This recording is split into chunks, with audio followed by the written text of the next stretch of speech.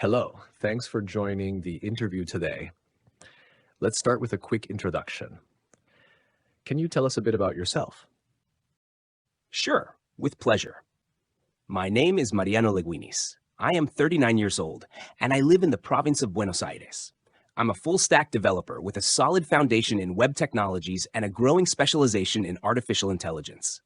I started by developing websites and applications using HTML, CSS, JavaScript, and PHP. But in recent years, I've focused on integrating smarter tools, natural language APIs, text classification models, and image generation. I'm very interested in the intersection between programming and AI because I believe that's where the future lies, building software that not only works, but also learns, assists, and adapts. I really enjoy experimenting and prototyping new ideas. I'm always learning, whether through courses, documentation, forums, or personal projects. I believe technology should be useful and accessible, and my goal is to contribute to that through my role as a developer. Being part of a team that uses AI with responsibility and creativity would be an excellent opportunity. Great. Since you mentioned artificial intelligence, how familiar are you with current AI technologies? For example, 1, what experience do you have integrating AI APIs like OpenAI, Hugging Face, or Google Cloud AI? Yes, I have experience integrating the OpenAI API, specifically the GPT 3.5 model, into a web application. I did it from the back end using PHP, building the payload in JSON format and sending it with QRL to the OpenAI endpoint.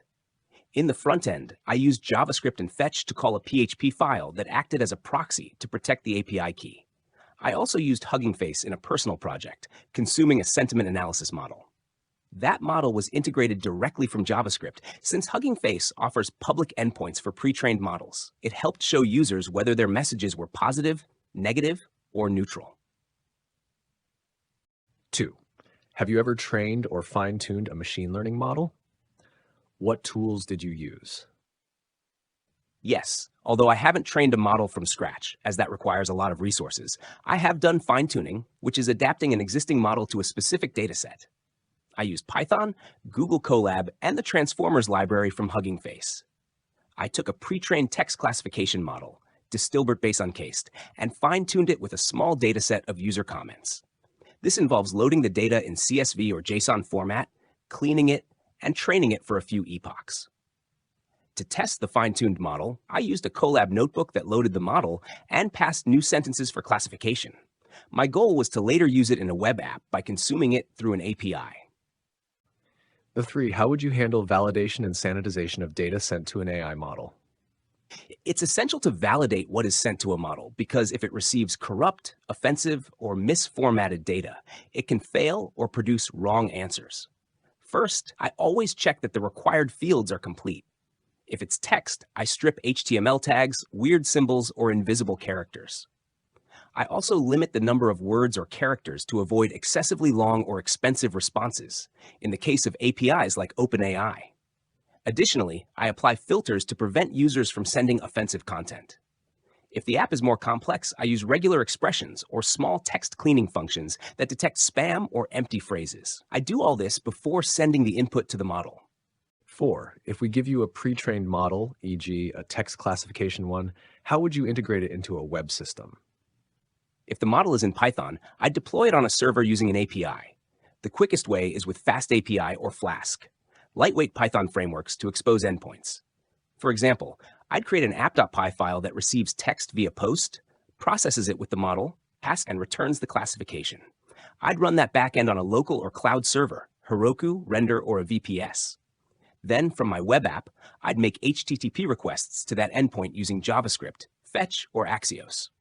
I'd ensure headers like content type application JSON are included and handle errors in case the server is down or the model is slow.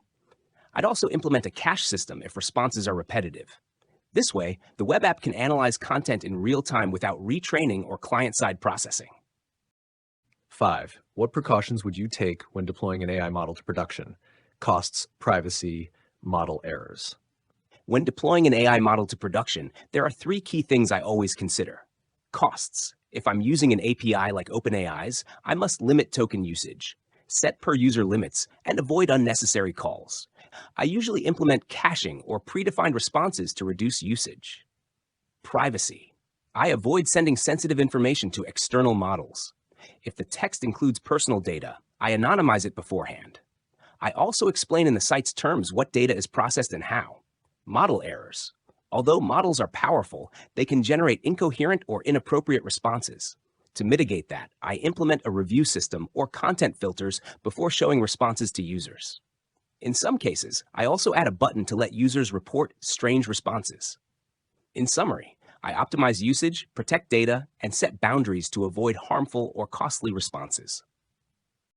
To 6. Have you worked with frontends that consume AI-generated results like text, images, audio? How did you handle the user experience, UX? Yes, I've done several experiments with frontends that display AI-generated content. For example, I integrated GPT so users could receive automatic explanations on an educational site. To improve the experience, I used animated loaders that indicate the AI is thinking, which helps prevent users from getting frustrated with delays. I also formatted the responses well. I broke them into paragraphs and added icons or emojis so they wouldn't just look like plain text blocks. When I worked with image generation, I created a preview that showed loading image, while the image was loading from the API, and gave the user the option to save or regenerate with a new prompt. The key in these cases is to make sure the user doesn't feel like they're waiting for a machine, but rather interacting with something useful, smooth, and trustworthy. Perfect, Mariano. It's been a pleasure talking with you. Thank you very much for your time and willingness. We'll be in touch soon. Thank you for the opportunity. I'll stay tuned for any updates. Have a great day.